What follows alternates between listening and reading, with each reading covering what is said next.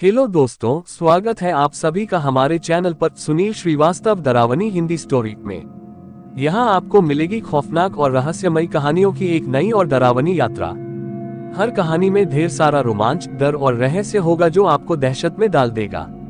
अगर आप भी डर, रहस्य और सस्पेंस में रुचि रखते हैं तो हमारे साथ बने रहिए। हमारे चैनल को सब्सक्राइब करें, बेल आइकन दबाएं ताकि आप हमारे हर नए वीडियो की अपडेट पा सकें।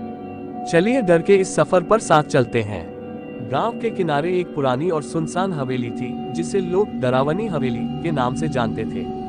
वर्षों से वहां कोई नहीं गया था और हर किसी ने उस जगह से दूरी बना रखी थी। लेकिन 3 दोस्तों अजय, रोहित और नेहा ने सुना कि हवेली में अजीब चीजें होती हैं। उनकी जिज्ञासा बढ़ी और उन्होंने वहां जाने का फैसला किया। रात का समय था, आसमान बादलों से घिरा हुआ था और चांद की रोशनी धुंधली लग रही थी। तीनों ने टॉर्च और कुछ खाने पीने का सामान लिया और हवेली की ओर बढ़ गए। जैसे ही वे वहां पहुंचे, हवेली की पुरानी लकड़ी का दरवाजा तेज हवा के झोंके से खुद ब खुद खुल गया। अंदर का माहौल बहुत ठंडा था और हर कदम के साथ उनके दिल की धड़कन तेज हो रही थी। हवेली के अंदर घुसते ही उन्होंने देखा कि दीवारों पर पुरानी और अजीबोगरीब पेंटिंग्स लटकी हुई थीं। उनमें से कुछ चेहरे ऐसे थे जो बहुत डरावने लग रहे थे। एक कमरे में जाते ही नेहा ने फर्श पर खून के धब्बे देखे। खून के निशान एक बंद दरवाजे की ओर इशारा कर रहे थे। अजय ने दरवाजे को धक्का दिया लेकिन वह खुला नहीं। तभी रोहित ने देखा कि दीवार पर एक बड़ा सा दर्पण था जिसमें उनकी परछाइयां अजीब तरह से हिल रही थीं, जबकि वे बिल्कुल स्थिर खड़े थे। डर के मारे नेहा चिल्ला पड़ी और उसी समय हवेली में अजीब सी आवाजें गूंजने लगीं। आवाजें धीरे धीरे तेज होती गईं, जैसे कोई कह रहा हो, यहाँ से भाग जाओ। लेकिन अजय, जो हमेशा सबसे बहादुर बनने की कोशिश करता था, बोला, ये सब हमारी कल्पना है। उसने दीवार पर लटकी एक पुरानी लालटेन उठाए और रोशनी के सहारे खून के धब्बों का पीछा किया। धब्बे एक सीढ़ी की ओर जा रहे थे जो हवेली की निचली मंजिल की तरफ जाती थी। तीनों ने नीचे जाने का फैसला किया।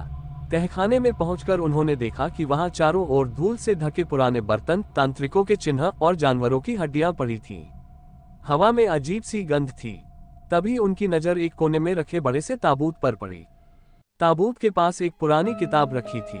रोहित ने किताब को उठाया और जैसे ही उसने पहला पन्ना पलटा, हवेली में एक तेज गूंज उठी। एक परछाई अचानक उनके सामने प्रकट हुई। उसकी आंखें लाल और चेहरा झुलसा हुआ था। वह चिल्लाई, तुमने मेरी शांति भंग कर दी है, अब तुम्हें इसकी सजा मिलेगी। नेहा ने घबराकर किताब को फेंक दिया, लेकिन परछाई ने अजय को अपनी ओर खींच लिया।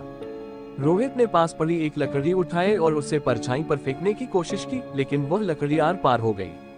परछाई ने हवेली को हिलाना शुरू कर दिया। छत से मिट्टी और पत्थर गिरने लगे। नेहा ने भगवान का नाम लेकर किताब को फिर से उठाया और उसमें लिखे किसी मंत्र को जोर से पढ़ा। मंत्र पूरा करते ही परछाई एक जोरदार चीख के साथ गायब हो गई। हवेली शांत हो गई, लेकिन उनके चारों ओर हर दरवाजा और खिड़की अपने आप बंद हो चुके थे।